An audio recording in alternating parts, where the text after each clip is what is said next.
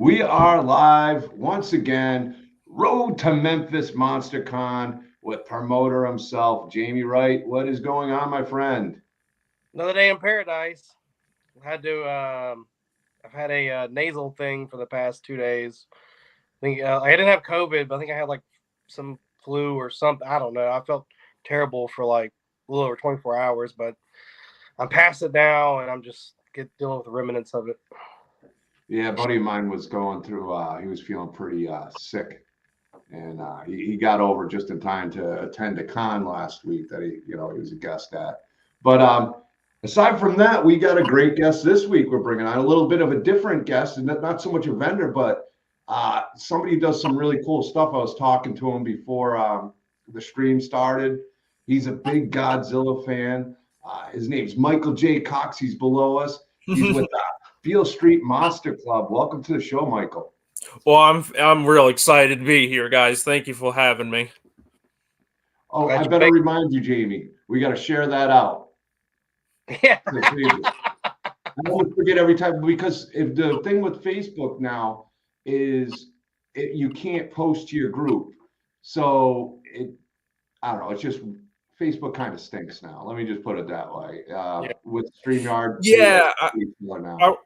I wanted to post some polls on Facebook, and like you just can't do it now. I'm like, I want like my members' like opinions on certain things, and you just they just won't let you do it now. It's been absolutely ridiculous.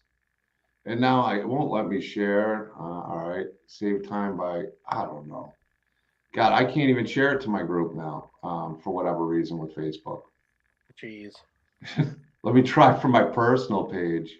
Yeah, it's unbelievable. They keep changing it, like they're fighting each other. Come on, son. Do better. And I just don't get it. I don't get it at all. I mean, I'm almost ready to just go straight through YouTube from now on, or straight through Facebook, because StreamYard, they're making it tougher and tougher and tougher to really to make it convenient. I like convenience, especially when you're streaming live instead of playing these silly games. Let's see here. Let's see if I can actually share it now. Let's see if it'll do it. Now it's just freezing. Oh, we got it, I think. I don't know. I could barely get to. I'm trying to scroll down, but when we scroll down, luckily I could see the little blue so I could share it. So hopefully it's out on Doomsday's Crypt. I can't share to Memphis Monster Con. I think only you can. So if you want to do that, I don't know if you're on your laptop, but I'd go to my personal. I don't know if I'll be able to do it that way. I'll share it afterwards for you, or you can share it after. We got the YouTube. Yeah, but we got this guy right here you brought on. He's going to be hosting some panels. He's going to be talking Godzilla. I was discussing a few things, like I said, before the show. So, Mike, tell us a little bit about you and what you're doing and what you're planning for Memphis. Well, just a little bit of background about me. I'm actually a film historian that specializes in lost horror films, so films that you can't watch anymore. I actually am lucky enough to own a original piece of advertisement from the 1930 film The Cat Creeps, which was one of Universal's first sound horror films, if not Universal's first sound horror film.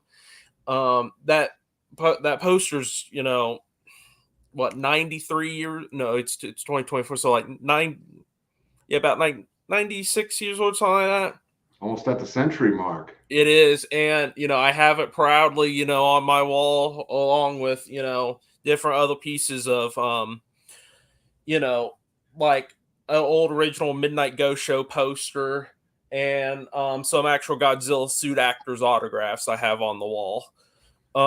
So unfortunately it's just slightly off screen, but yeah, no, I do that to keep just the memory alive, so that people know that these films that no longer exist, that people can know about them.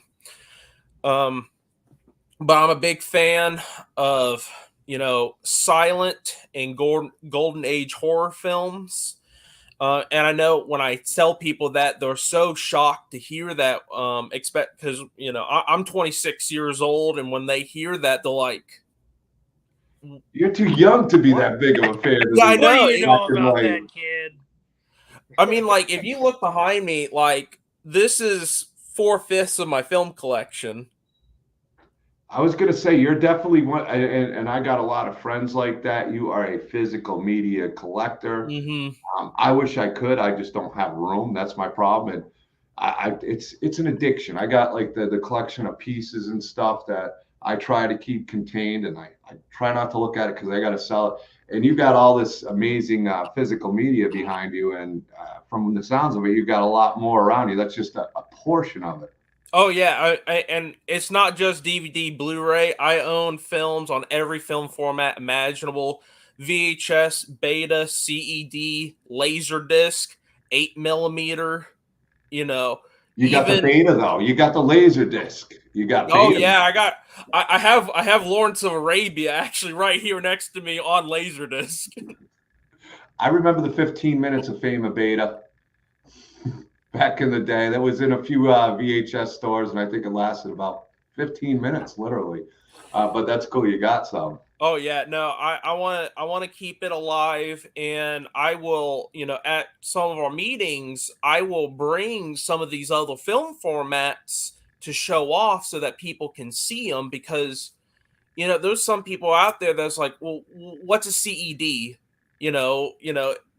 And I show them, and they're like, oh, this is interesting.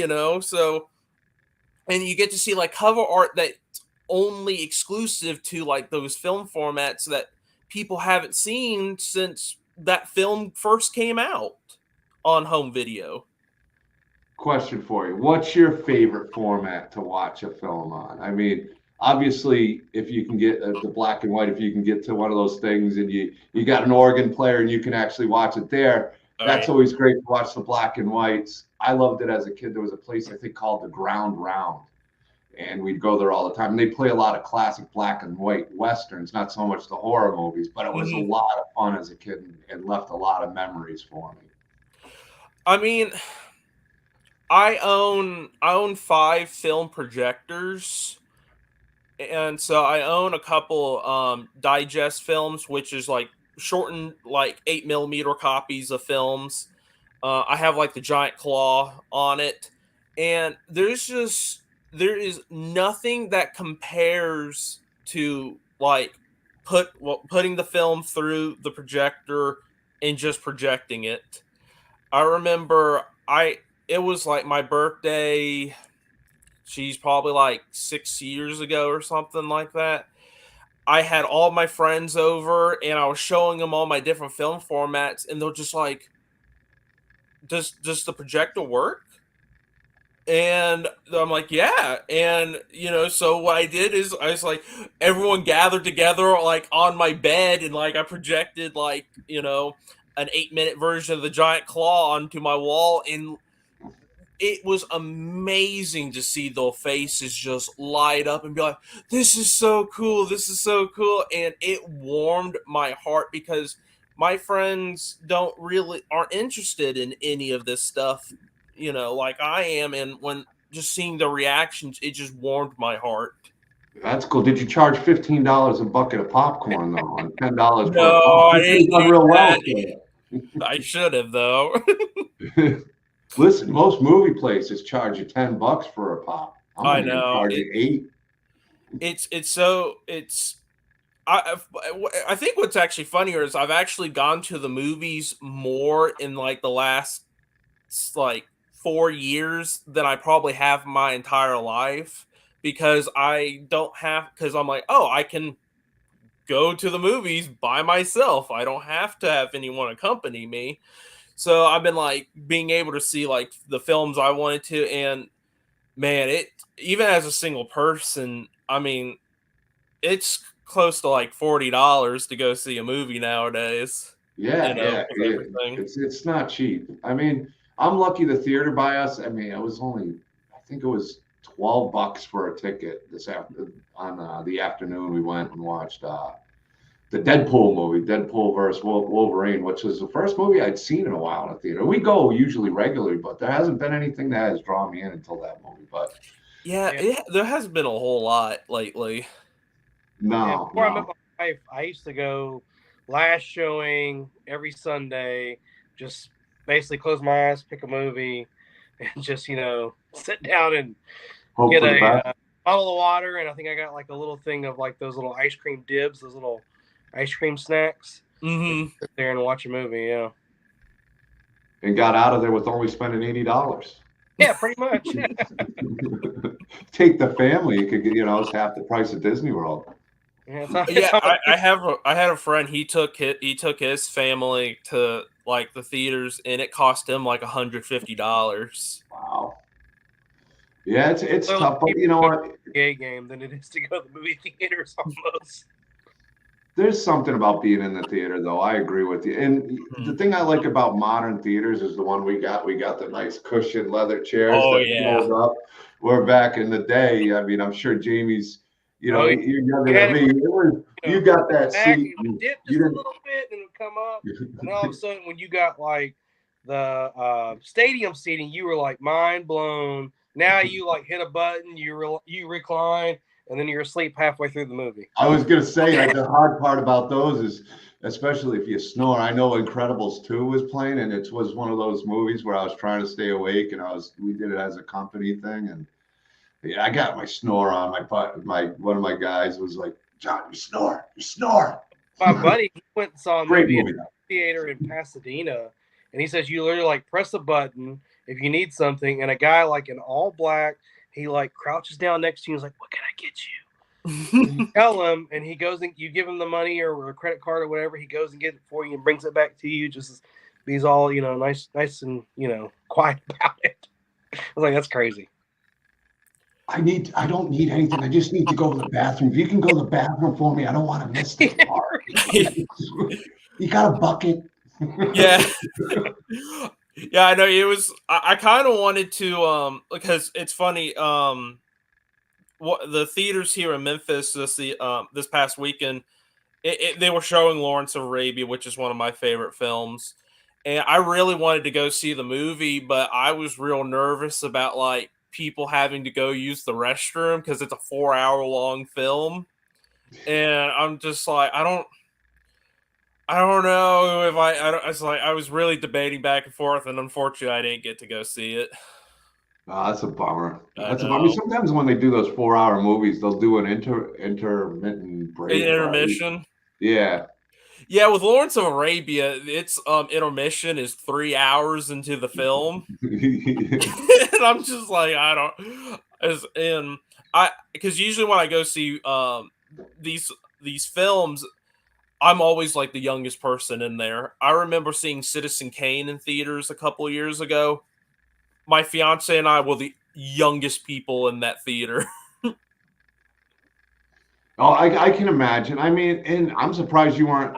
I don't want to say the only ones in the theater, but it's hard to get people in, and then that's a genre that I think people forget about a lot. I mean, you hear about, oh yeah, I remember, but a lot of people aren't as passionate, and it's good that a younger generation like yourself is keeping that passion alive, keeping, the physical media on all different platforms.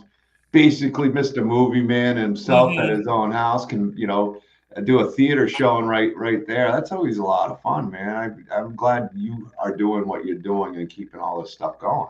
Yeah, my goal is when I get a place of my own is to have a whole room dedicated to my film collection and make it look like I want it to be a replica of a video rental store. That would be with cool. them, like, because all my films are already broken up by genre and in alphabetical order. So if someone comes in, it's like, well, I kind of want to watch a comedy. Okay, well, let's go to the comedy section. And it's like, well, what do you want? I was like, well, do you have Airplane? Oh, well, yes, I do, right here. But I want it to be like kind of like an experience, like an old, like I want people to come over and be like, I want to watch a movie. Okay, cool. Let's go to the rental store. Yeah. Hell, you could almost literally rent things out too if you brought them in, $2 rental nights. Now that's old school, or dollar rental nights. Those were always fun. But yeah, something cool about Memphis is, there's a couple different avenues here to, introduce people to the classic films and stuff and be able to see it on a bigger screen. Like the Black Lodge does the Time Warp Drive-In. They do it like once a month, and it's like usually like 2 to 4 films. They're all themed together. You know, and they'll have them at the drive-in movie theater or Elmwood Cemetery. They actually show classic horror films and stuff when it gets closer to Halloween on the side of the one of the buildings in the cemetery. So you're literally like sitting there in headstones, like watching Psycho or something like that. Me and my wife have been to several of those. They'll bring out like a food truck, and you can bring like your own bottle of wine. It's pretty cool. That is cool. I was not aware of that. Oh yeah, for sure. I know the Orpheum I think this Friday is actually showing the 1925 Phantom of the Opera. And I think they're going to have like an orchestra playing the music. Oh yeah, that sounds awesome. I want to go to that so badly. Like, I'm literally going to be spending the next couple of days planning on how I'm to get there and be able to watch that movie. I think you have to. I have to. I mean, I think you'll just regret it if you don't, especially with the way your fandom is and what you're doing. I think, and then you can meet some more like-minded people that are there too, and network and tell them what you're doing, and that goes a long way. And like I said, the big thing is you're keeping that spirit alive. You're keeping that physical media alive. And then when the Wi-Fi goes down, like I said, you got your own video store. You can start charging people. I mean, and because really, you know, I know like I have like we just introduced little buttons for sale, and we're gonna do like T-shirts and everything, because that's what people, you know, have asked us about. It's like, well, are you going to do T-shirts today? Because they're so excited to be a part of this.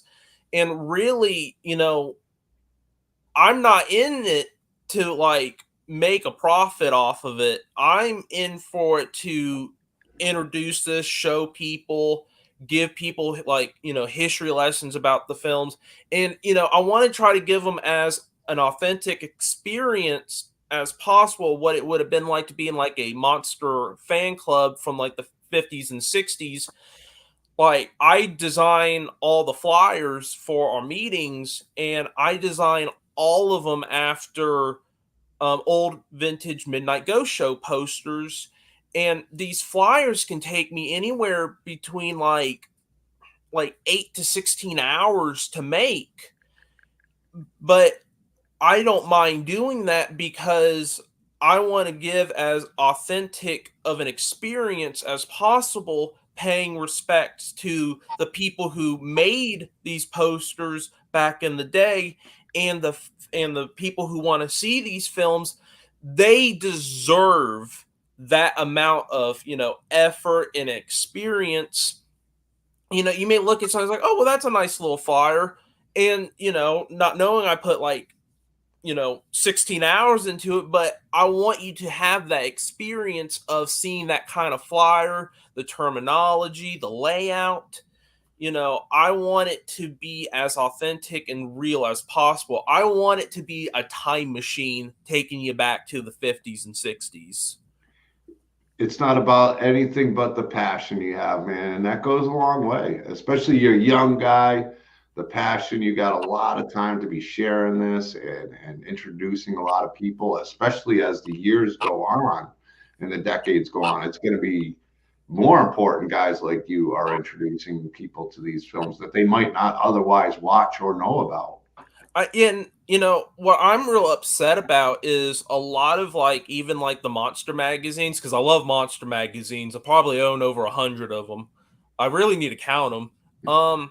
What I'm real sad about is a lot of them are stopping doing stories on classic horror films and are doing modern horror films. And you know, it upsets me because, you know, I'm like, well, it's almost like it's dying again. You know, it's like, no, don't.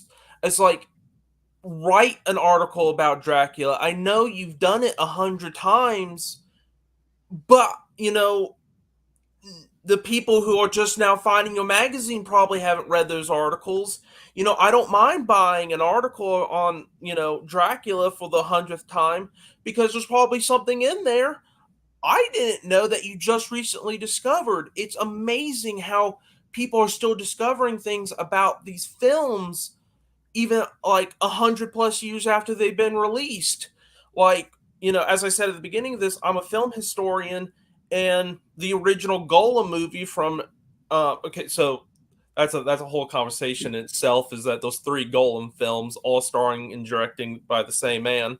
But the original one was just called The Golem, and for the longest time people were saying, well, it came out in 1915, but now the finding stuff, well, it may have actually come out in 1914, and I'm like, where did he find this information? That's amazing. You're telling me, like, all these years we may have been wrong about the release date? Please tell me more. I want to know. Yeah, get the facts right, and the more people know, and the actual truth about going into it. And a lot of the things I love about the old school films is the the newness to the special effects and how they were able to pull it off in really incredible ways. Oh yeah. Dawn of television and film, really film, and what they were able to do that still to this day I find impressive. There's certain scenes that I still find incredibly impressive with the technology they had. I mean, even something like not as old as that, like a month ago, Psycho we were just looking through the channels, my wife and I, and Psycho had just come on, and like we literally like put down the remote, turned off our phones, and like sat there on the couch and just, we hadn't, sit down and watched it in years, and still it was just like, this is just amazing. Your brain must have been connecting to me, because I was thinking Psycho. When we talk about old school movies and old school horror, Psycho always pops in, and I feel like that's one that's kind of gotten lost over the years in a sense. Even the second part was great, but the second one, like, that's a hidden gem that many people look over because they're like, oh, it's Psycho 2. I can pick over this. No, you should watch Psycho 2.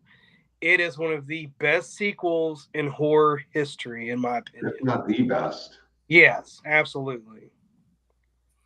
Yeah, because I remember, for the longest time I didn't know that there was any more Psycho movies, and then I learned about Psycho 2. It's like, they made another one, and it was because they were making a lot of sequels to Alfred Hitchcock movies after he passed away, like The Birds 2.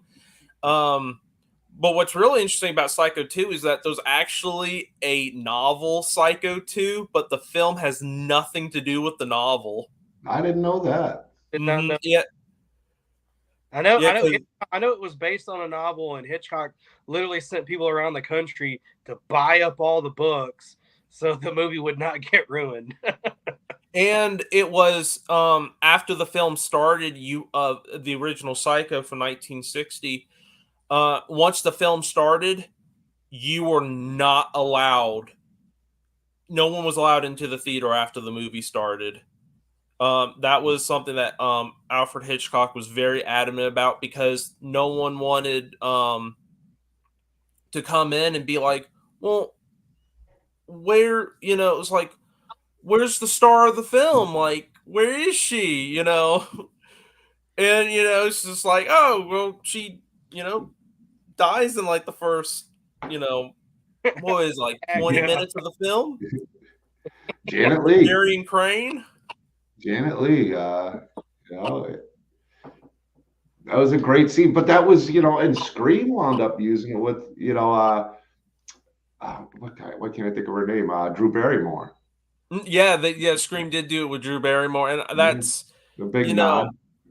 That's amazing, because she's on the poster too. Like, yeah. Oh well, she was featured, but I mean, who would have expected that? I mean, and I get it why people didn't. I mean, the shower scene, and I remember watching it with my mother, because that was like her movie that she was excited to show us as kids. And the fact, the shower scene, and that was the first time in film that they flushed the toilet, and that was her big, like, she got excited talking about it. So even though my mom wasn't really the biggest horror fan. She loved Alfred Hitchcock and she loved Psycho. I even liked part 3 and 4 just because Anthony Perkins playing Norman Bates again was great. And even the send off in 4 was okay. But Psycho 1 and 2 are really classics. Like you said, Psycho 2 is probably the best horror sequel of all time. I mean, it's definitely arguable, but part 1 and 2 were just amazing. And what they did with the twists in part 1 was, I don't think any films really ever did anything like that. Nobody took a chance of a big star dying in the first scene. And because I read the novel of Psycho, it's such a short book. I was actually able to read it in 2 days. I could have read the whole thing in one night, but it was like midnight, and I'm just like, I probably should go to bed. And I woke up the next morning, finished it in like a couple hours, and I like what Hitchcock did with Norman Bates, because in the novel there's some really good parts, but then there was like a couple parts in there that I felt like kind of ruined Norman for me in the novel, because in the movie he has 2 personalities, while in the novel he has 3, and I just don't like it because like one of the personalities is Norman knows that he's killing people, and I'm like, no, he just kind of ruined Norman for me a little bit. Well, the first one, the best part about Psycho is you didn't really know till the end. You know, I mean, especially if you didn't know the twist. I mean, I don't know, because you're young. The internet tells you a lot, and I don't know how much you do that, but you can get a lot of answers before you, like even the twist with Jason Voorhees' mom being the killer in the first one. That was a twist for me I didn't expect when I saw it. And the same thing with Psycho. Him having 2 personalities is all he needs. So if there was a third one who knew what he was doing, I'm with you. I don't think I would have liked that either.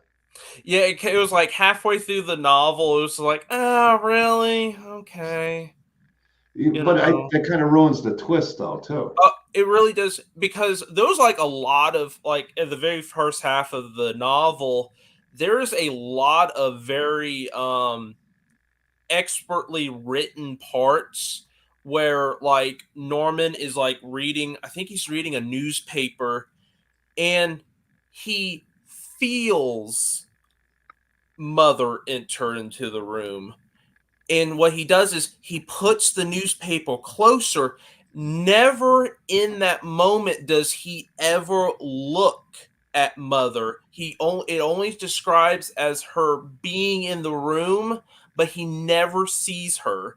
And I'm like picturing it as a movie. I'm like, that's fantastic, because it's like, just like it could be a delusion. Like, it was so expertly written. And then about halfway through the novel, it's revealed that, Mrs. Bates has, been dead the whole time. And it's just like, oh, come on, you ruined it halfway through the novel. Do you have a Sucker Punch Steelbook Warner Brothers? Mike's on the hunt he sees all your collection. He's looking for a movie by. Sucker Punch is one of those movies I don't have yet. And I always wanted to get it once I like saw some clips from it, because it looks like it looks very comic booky, kind of weird because we have a bunch of comic book movies now, but like watching it, I'm like, that looks like a graphic novel and like a comic book like brought to life. And I love steelbooks, so that's a movie I need to get. Yeah, it's got a really good cast. Michael Toth does a lot of the art for me. He did the Doomsday's Crypt and all that stuff. So big shout out to Michael being here. Peter Anthony showed up from Roseblood. He's got Laugh coming up with Terry Kaiser and a bunch of great cast. And the trailer's awesome. So I'll say, if you haven't seen the trailer for Laugh, it looks awesome. It looks freaky, psychological. I think you'd like it. Brandon Lewis, good to see you here. Karen, good to see you, and Tony Toth, and everybody else here. Thanks for tuning in. But yeah, we're talking with Michael J. Cox here of Beale Street Monster Club. Tell us a little bit about the club you're in. Now, do you guys meet up at like a building, almost like some people have a Dungeons and Dragons or a card type meeting? Do you do that, like, but with old films and show them, or? Yeah, so currently right now what we do is we host our meetings out of A Schwab on Beale Street. It is the oldest surviving business in Memphis. It's been open since 1876 and has been in the original family all the way up until I believe it was 2012 when the Schwabs finally sold it to the Saunders family, who actually started Piggly Wiggly. But some of the Schwab family still does work at A Schwab's. And they have been gracious enough to let us use their little event room once a month where we host our club, and we show the films on the walls, and we generally will have a display showing off, whatever the theme of the movie is. That meeting, like we had Atomic Age Takeover, for example, where I brought in a bunch of like merchandise from Atomic Age movies from the 50s. We showed Robot Monster and some old articles from old famous monsters of Filmland magazines. I brought that in. And we generally take pictures of the display so people who can't attend the meetings are able to see them. For Dinosaur Roundup, we showed Valley of Guanji, and for that movie, I actually brought in a bunch of fossils to show off, just, kind of fit with the theme and everything. So there's a theme to our events, and we do show films. And depending on, kind of what we discuss ahead of time, we may be able to do a little history lesson before the film starts. And then afterwards, we kind of discuss the films a little bit. We're wanting to, branch off and do a bit more stuff. I know for October, we really want to go all out. But we kind of want to do like more of a family friendly event for October. Because Halloween, it's good old spooky fun, and I want to bring that back. I want to bring that vintage spooky fun to like a younger generation. I actually have one of my friends. I've commissioned her to make vintage inspired masks for like that kids could like color and cut out and wear during this event. So I sent her a bunch of reference pictures. I'm talking like maybe like 20 like different like vintage like Halloween masks from the 50s, 60s, 70s, 80s, just to, get the look just right, just for like, the Frankenstein monster, the creature from the Black Lagoon, the Wolf Man, I want it just right, man. You talking the old school 80s Mm-hmm. plastic with the plastic outfits? Yeah. I know they redid some of them. Yeah. Yes. Like this kind of Godzilla style one right here. Yeah, that style. Classic 80s. Every Halloween picture, everybody's got those. My mom, I dressed as Luke Skywalker as a kid, so my mom got away with sewing. Hey, you don't want one of those. Mm-hmm. Just got the old white bathrobe and sewed something together, and there I was, Luke Skywalker. But like being in the South, like I can't believe my mom let me do it, but she let me dress as the devil one year. Like I had like full on.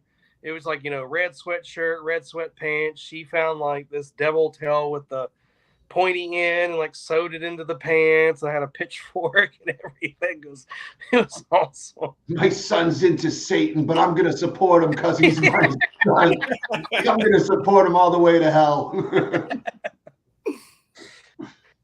Oh man. But I think that's really cool. I think that'd be a lot of fun for the younger generation. That's your job now, taking that mantle, showing these young trick-or-treaters, because you're still at the age that's cool. Mm-hmm. And even if I don't know what kind of building you live in, if you had a projector right on the thing and bring the trick-or-treaters through. Oh yeah, I know for a fact.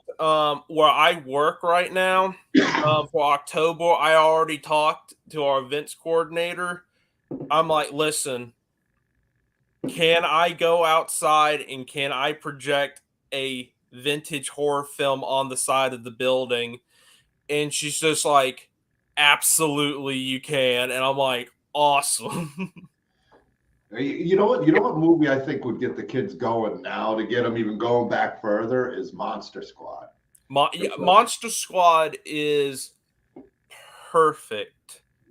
It's just, it's probably like the ultimate monster mash. Oh, I no. mean, and honestly, the Gilman design of that movie was amazing. I thought they all were. I mean, I know a lot of people love Silver Bullet, and don't get me wrong, I don't want a lot of hate, but Monster Squad was way better for me. Like I'll put that. I'll put that. I know a lot of people love Silver Bullet. Don't get me wrong, it's a good one, but the look of the werewolf, nothing like Oh yeah, Monster. that one that was amazing. Everything I was love the great. werewolf, and I love the joke of the dynamite. Yeah. That is perfect. It's like, well, it wasn't a silver bullet. You know, so, well, what did Silver you Bullet expect? never really played any part. So we got you doing a couple panels at the convention. You want to do a little spotlight on what the two panels, entail? Yeah, so one of them is a Godzilla panel. It's the King's Reign, celebrating 70 years of Godzilla. I think Monster Con is at the perfect time because November 3rd, Godzilla is turning 70 years old, and it is the perfect timing for it. So we're gonna do a little celebration of Godzilla, give a little history lesson, about the history of Godzilla, the stuff that influenced the creation of Godzilla, and just kind of how he became like this cultural like icon. Because you can find Godzilla products everywhere in Japan. I just had a friend, he told me one of his friends went to Japan and bought a Godzilla t-shirt from a government office over there. And I'm like, oh yeah, I think I think Godzilla was just christened like the entertainment like ambassador of Japan recently. So you can walk into a government building in Japan and boom, Godzilla merchandise. You can't go wrong with. I mean, I remember even in the '80s, it was big. In my, you don't know what things are going to be worth in the '80s. I remember I had, buddies that would have like all the Godzilla original merch, like the big Godzilla and stuff. I wonder. I mean, they were collectors though. They might even still have it, but those pieces, how much the value on something like that now? You just don't see them nowadays. I mean, you see some cool ones. Mm-hmm. But the old school vintage 80s Godzilla look is something that, even though I enjoy it, I haven't seen Godzilla -1 yet. So I've heard that's really good. I do got to see it. Yeah. I heard it's a love letter to the old school Godzilla, and I'm all about that.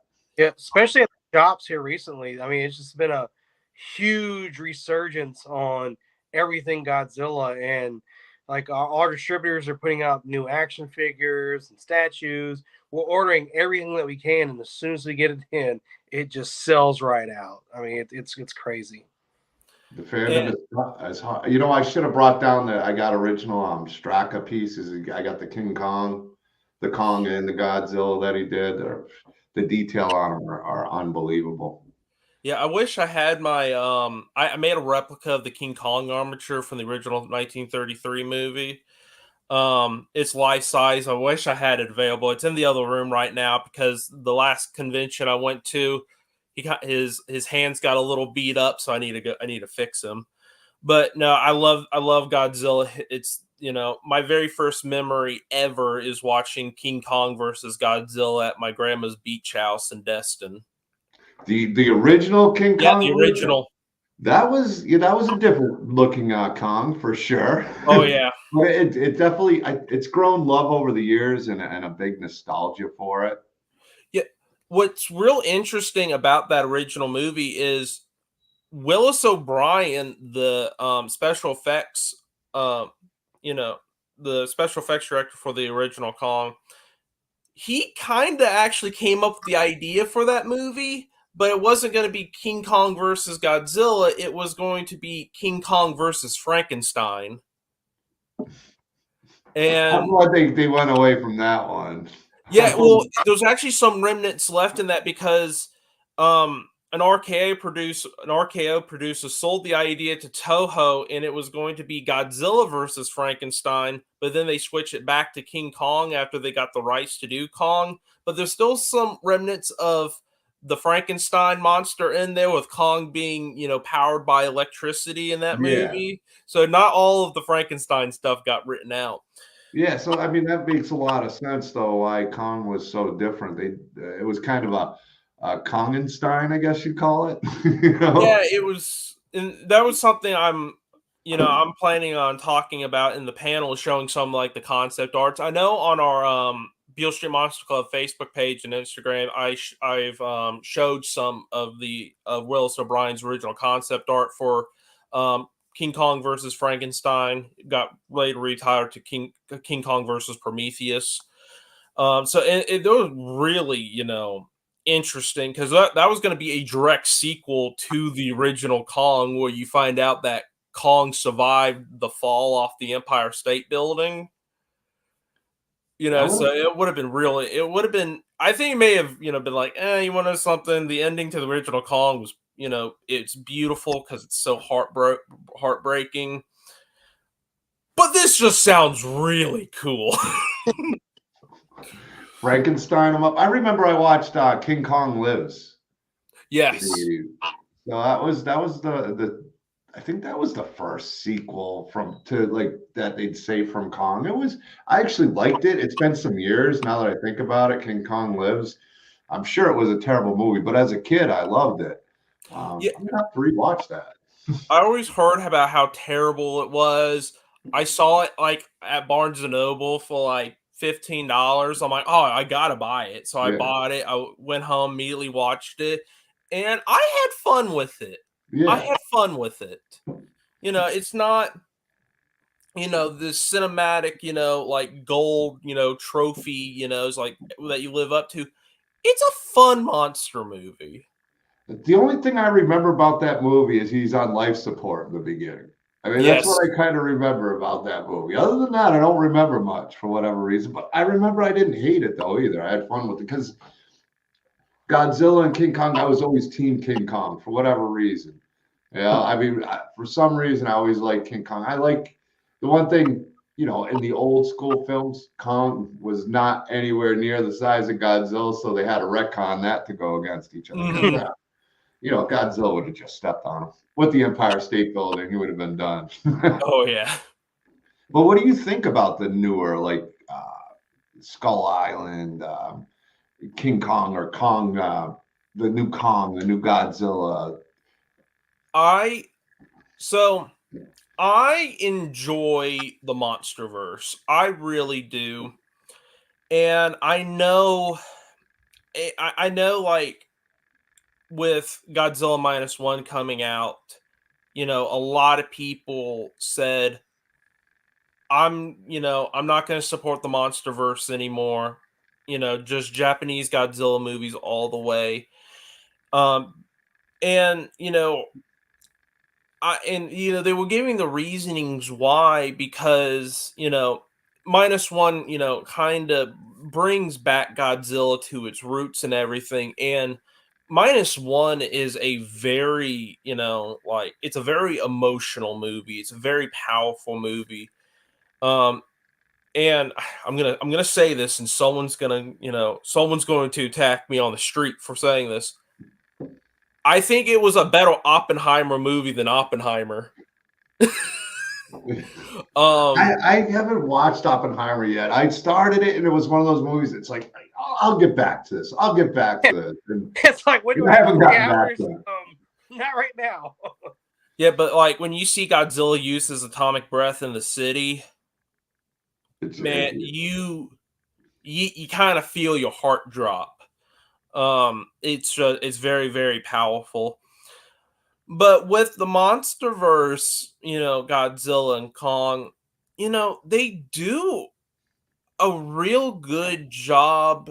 They don't make fun of, they don't insult, the movies beforehand. They don't make fun of the concepts of beforehand. They've gone, especially with the latest one of Godzilla and Kong, the new Empire. A lot of people are comparing it to a lot of the later Showa era Godzilla movies, like Godzilla versus Gigan, Godzilla versus Megalon. And I'm like, in those movies, there's not the seriousness of, what the original Godzilla movie was isn't present in those movies. And, you know, I just be like, well, you can't be okay with Godzilla versus Gigan, Godzilla versus Megalon, and then complain about Godzilla and Kong, for being kind of silly, you know. So, I love it. I know, a lot of people, and I don't just love it because it's Godzilla. I'm very vocal about my criticism of Godzilla 1998. Oh, Is it that was iguana. Yeah, I mean, like with Godzilla 1998, the biggest problem with the movie is its title. It's not a Godzilla movie. No. If you were to call it anything else, I bet you its sequels would have gotten made, and it would have, spawned a nice little, American giant monster franchise. It was Godzilla's really, or iguanas. I mean, it was. I'm with you. I mean, I don't think the movie would have been as badly received, except they used the Godzilla name to sell tickets, and I mean, I can't. That's another one I can't remember the movie. Dancing around Godzilla, and it was just terrible. The theme song was nice. Yeah, who did that? Goo Dolls. Yeah, Goo Dolls. Yeah. I was about to say they did. There was a music video to Godzilla 1998 that everyone always talked about. Probably the best part of the movie was if you watch the video. I mean, I wasn't a huge Goo Goo Dolls fan, but it was a catchy song. I can't even remember the name of it, but it was. They always wrote some catchy tunes. But yeah, that one. It's just not Godzilla. No matter what you say, you can have Godzilla in the title. That's not a Godzilla movie. No, and because like I finally, I was always vocal about it, and like one day I'm like, I'm just gonna watch this, and I'm just gonna delete every time they say Godzilla in the movie, and I'm like, that was a fun little giant monster movie, but then like when you have Godzilla and it's like re-edit, re-edit of the movie. Where you make it good. How some people do re-edits of these movies. Oh yeah. Like I think there's some for Star Wars where they cut out the nonsense and they make it all one good film. Maybe that's your next step is to make 1990 whatever was 497's Godzilla movie not be Godzilla anymore. Mm-hmm.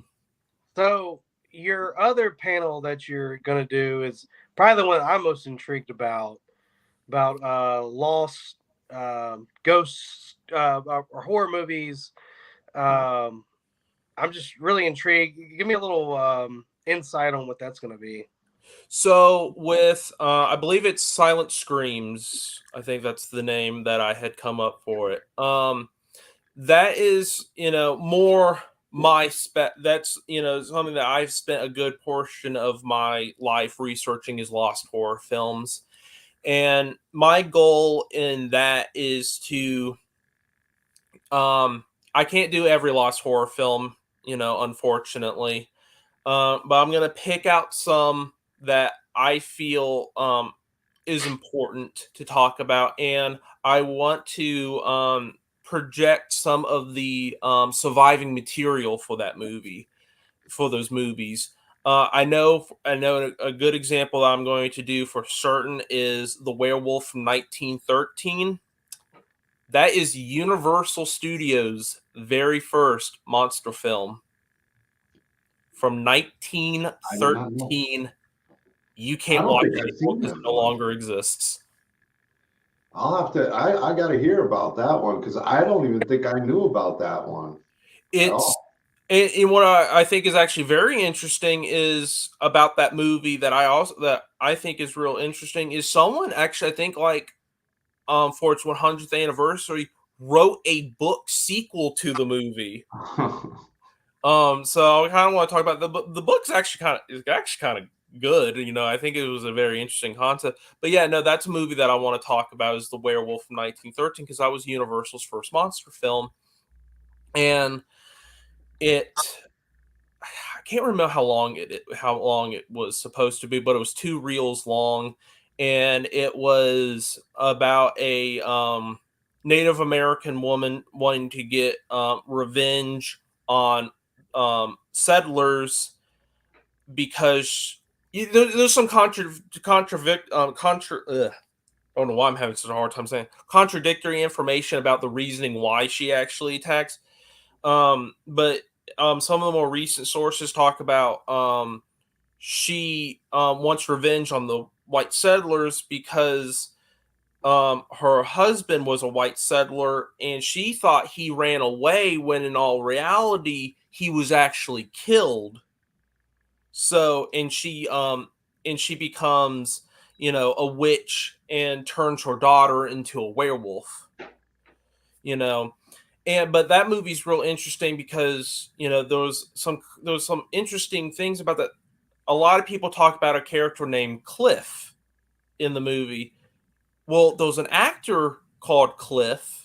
So is it the actor's name or is it the character's name? So I kind of want to talk about some certain things like that about how you're supposed to gauge the information that does exist and try to make the most complete picture, you know, of like what this movie was probably actually like, what this movie was actually about, and everything. So it's kind of like, you know, gathering up as much information and try to give you as clear as a picture that we possibly can about these movies. For That's just an example. 1913, it sounds like that's even aside from the werewolf, just the subject matter at that time and place in 1913 was, you know, a subject that probably wasn't discussed too much. Right, Tab? No, You know, where that was probably, I don't know how it was back in 1913. I'm not quite that old yet, but you know, just what you're explaining, I could see. I mean, it was definitely touching probably subjects in early film that people would have never touched. oh Or you yeah, wouldn't and have you thought. know what kind of effects did they do for the movie? I mean, we may never You haven't know. seen it yet, or you just heard it's like a legend movie. You just haven't seen it yet. There's no Well, way to it's a really lost find it. film. You can't Yeah, watch it. you can't even find it anywhere. Well, so Nope. when you say lost film, I was thinking like kind of lost, but you know, you can find it somewhere. It's nowhere, huh? Nope. They destroyed it then, huh? No, yeah, I mean, that's just what happened. I know, I, you know, for various different reasons, these films become lost. I know, for example, like a lot of, like during World War I, the French were destroying a lot of their films because the film contained, I think, like some of the film contained a little bit, if memory serves me right, contained a little bit of silver. So they were literally destroying film reels of, you know, the cell it was probably wasn't celluloid that had it, but they were literally destroying the film so they could get the, you know, the material that the film that was in the film to make, you know, stuff for like the war effort, you know, things like that. It's been a little bit, so you know. Once you're talking 1913, who would have thought? It's kind of like when I was talking about the old Godzilla figures and stuff. Sometimes people don't think what the value or what it will actually mean. You know, it could have been they just thought, well, who's gonna miss it? You Hmm. know, who's gonna care after? You know, who's gonna care in 100 years? Well, Yeah, and you know that's a shame. And you know, it, you know, but you know it's interesting about like stuff, you know, like certain films are completely gone, but other films there's certain stuff that still exists of it. I had mentioned the original Golem film from, you know, either 1914 or 1915. Now there's a little question in the air about when it was actually released, most of the film was gone, but there's a couple of minutes of the film that actually still exists. You can go on YouTube right now and watch those couple minutes, but the rest of the film's gone. While its sequel, The Golem and the Dancing Girl, which is more of a which is, my research has said that it's more of a comedy and a parody of the original movie. That movie's completely gone. But the third film in the series, that's a prequel, is still around. You can watch it. You can buy it. I have it on my shelf back here. So it's interesting, like what, well, how did, these couple minutes survive, but the rest of the film didn't? Trying to find answers for that is also what I find very interesting and very important to give like a good idea about. That's like the old Johnny Carson, though. I mean, you can't watch some of his early shows because they erased them all. They recorded over them. Mm-hmm. And that's a shame. I mean, sometimes, history, people don't realize how much things are going to mean in the future, or you just kind of forget about it. I know I did even as a kid. I mean, I had Star Wars up the yin yang. I was a huge Star Wars fan. Working in the comic shop, we had our grand opening. We had Alan Bellman, who was in his 90s, one of the oldest surviving comic book artists at the time.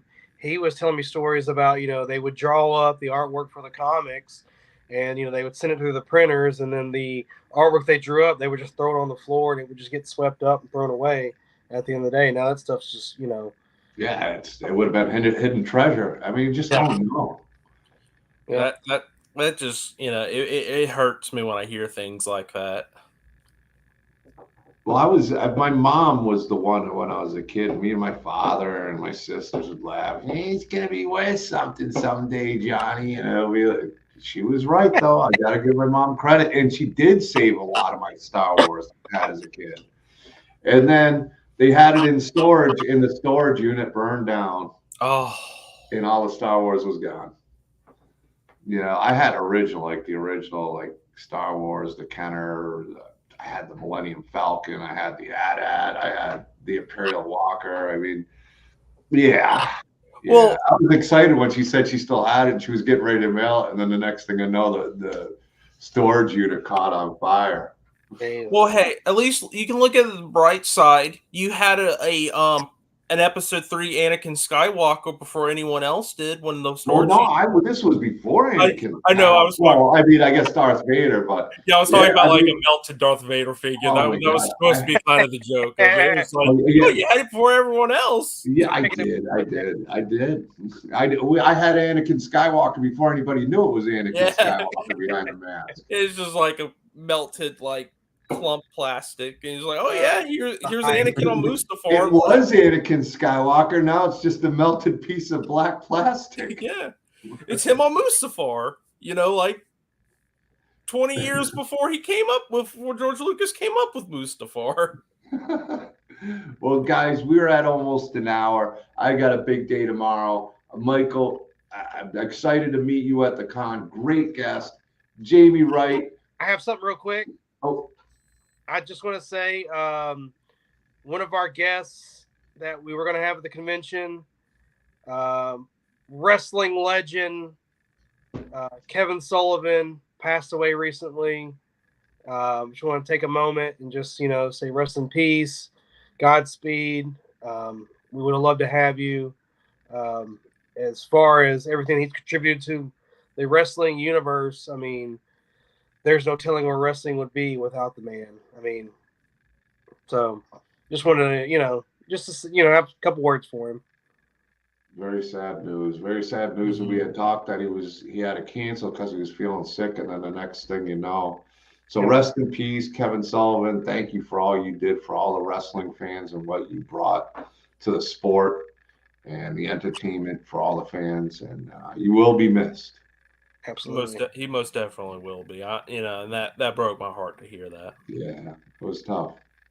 Seems like we lose too many too fast. Mm-hmm.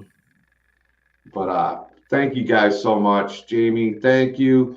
Guys, Memphis Monster Con, November 9th and 10th. You got a stacked list of guests. just go to the website. You got the big swag. You got CJ Graham. You got Tom Matthews. You got Return of the Living Dead cast. You got Ken Forey. I mean, the list goes on and on. Felissa Rose. It's going to be a fun weekend. We got Beale Street Monster Club coming. Another great guest that's going to be at Memphis, and I've been enjoying the show. And each guest, I've been having so much fun, Jamie, that you've been bringing on and talking to them about what they're going to be doing and what they're going to be bringing to Memphis. Thank you, Michael, for being here and sharing your knowledge with the history of films. Well, and I want to thank you both for allowing me being on here. This was absolutely fantastic, and I really appreciate you guys having me on here. Because I want to keep this stuff alive, and being able to talk about it with two individuals that love love it as much as I do. That makes that just means the world to me, and I really appreciate you too. Well, I'm glad a generation like you is still talking about it and keeping all that stuff alive and introducing it to the newer generation. Guys, I'm not sure what we'll have next week on Tuesday, but plan another Road to Memphis Monster Con next Tuesday. We'll keep you guys up to date. Thank you, Jamie. Thank you, Michael. Thank you, chat. Until next time, we will see you soon. Boom.